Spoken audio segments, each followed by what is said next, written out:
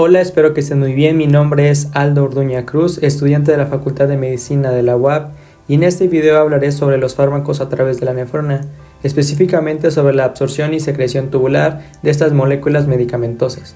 Antes de hablar sobre la fisiología renal, de acuerdo al tema ya antes mencionado, debemos conocer o tomar en cuenta principios de la farmacología básica y clínica, entre ellos las propiedades y mecanismos de transporte de los medicamentos, aspectos que se ven en farmacocinética.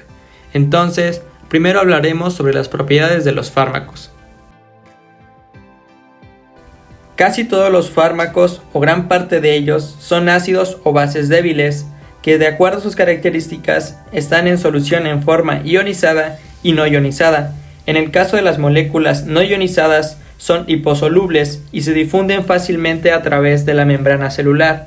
Por el otro lado, las moléculas ionizadas son hidrosolubles y existen dos grupos, unas que son sustancias hidrosolubles de alto peso molecular y no pueden penetrar por la membrana lipídica, y otras que son sustancias hidrosolubles de bajo peso molecular y pueden penetrar a través de la membrana lipídica por medio de los poros que contiene debido a que son moléculas de pequeños volúmenes. Pasando al siguiente punto, los fármacos penetran la membrana celular mediante dos tipos de mecanismos de transporte, el pasivo y el especializado, que comprende el transporte activo, la difusión facilitada, incluso la pinocitosis. Claro que eso depende de las propiedades de la molécula del fármaco, es decir, si es ionizada o no ionizada, o dicho de otra forma, si es hidrosoluble o liposoluble. En el caso del transporte pasivo, incluimos el transporte paracelular y principalmente la difusión y filtración.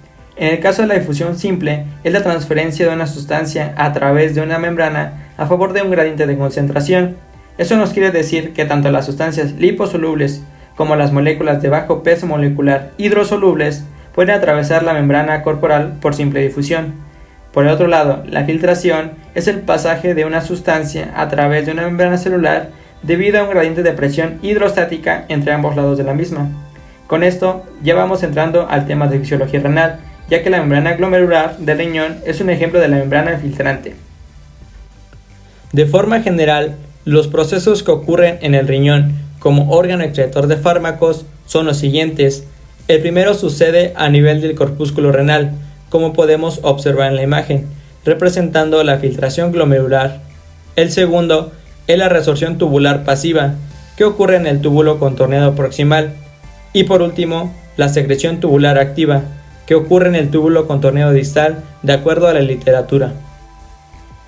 Hablando más a detalle de los procesos, la filtración de un fármaco depende de tres puntos básicos. Uno de ellos es el número y capacidad funcional del glomérulo, es decir, cada riñón tiene alrededor de 1 millón de nefronas, por lo tanto, de glomérulos, con una permeabilidad adecuada, una presión hidrostática y osmótica óptima, y que de acuerdo al equilibrio y retroalimentación mantengan una tasa de filtración normal. Con todo esto, el proceso se daría de manera adecuada. Otro punto es la cantidad de fármaco que llega al glomérulo.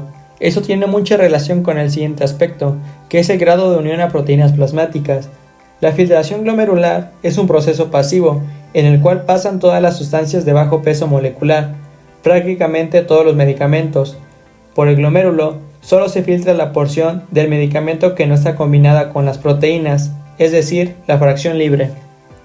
Dicho en otras palabras, mientras el fármaco está unido a las proteínas plasmáticas, por ejemplo la albúmina, no contribuye al gradiente de concentración y no puede ser filtrado por los riñones. El siguiente proceso es la resorción tubular pasiva. La absorción de los fármacos se realiza en el túbulo proximal, que está constituido por una membrana lipídica. Las sustancias liposolubles pasan por difusión pasiva, mientras que las sustancias ionizadas pasan por medio de transporte activo. Por lo tanto, la resorción tubular pasiva depende de la gradiente de concentración y de las características fisioquímicas de las moléculas del fármaco, como lo es la liposolubilidad y el grado de ionización. Con este último nos referimos al pK del fármaco, que es el pH en el cual el 50% de las moléculas del fármaco se encuentra ionizada y otro 50% no ionizada, y claro, el pH del medio, en este caso de la nefrona. El grado de ionización se calcula con la fórmula de Henderson-Hasselbalch que se aprecia en la parte derecha. En las imágenes presentadas se logra observar el proceso por el cual las moléculas medicamentosas que fueron filtradas y que de acuerdo a sus propiedades son devueltas otra vez a la circulación. Esto se logra mediante los mecanismos de transporte que fueron mencionados al inicio del video y por las características de la molécula. Si es liposoluble, pasará por transporte pasivo, por ejemplo, difusión simple o vía paracelular, ya que la membrana de las células es una bicapa lipídica, marcando el paso de la luz tubular hacia los capilares tubulares. De igual forma, se pueden absorber moléculas por transporte especializado, pero ya mencioné que implica este tipo de casos, principalmente el gasto de energía y además es saturable. Por último, tenemos el proceso de secreción tubular activa. La secreción se lleva a cabo en el túbulo contorneado distal mediante el transporte especializado, teniendo como ejemplo el transporte activo o la difusión facilitada. Esto es para las sustancias ionizadas que requieren gasto de energía. La velocidad de eliminación depende de la concentración en el plasma sanguíneo, es decir, cuanto mayor es el nivel plasmático del fármaco, más rápida es su eliminación, y de la concentración en el plasma, que a su vez depende de la velocidad de absorción y también de la fijación de las sustancias en el organismo. La glucoproteína P y la proteína de tipo 2 vinculada con resistencia a múltiples medicamentos, MRP2, que se muestra en la parte superior derecha, pertenecen a la superfamilia de los transportadores ABC. Estas proteínas transportan diversas moléculas a través de membranas extra e intracelulares. En el caso de las células de riñón, son las responsables de forma predominante de hacer factible la secreción de aniones anfipáticos y metabolitos conjugados, es decir, de las moléculas de los fármacos hidrosolubles. El mecanismo de acción del primer transportador mencionado y que se muestra en pantalla es el siguiente. El sustrato, que en este caso es la molécula del fármaco hidrosoluble, se une a la glucoproteína P. Después, se une el ATP por el dominio citoplasmático. Una vez que se han producido ambas uniones, la hidrólisis del ATP desplaza el sustrato hacia una posición determinada para que sea excretada de la célula. Así, la liberación de un grupo fosfato se produce a la vez que la excreción del sustrato.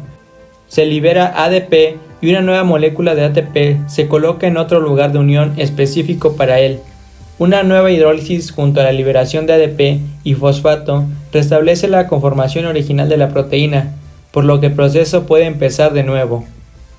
Por lo tanto, mediante el transporte especializado se secretan aquellas sustancias ionizadas a través de la célula para poder llegar a la luz tubular y luego ser eliminadas.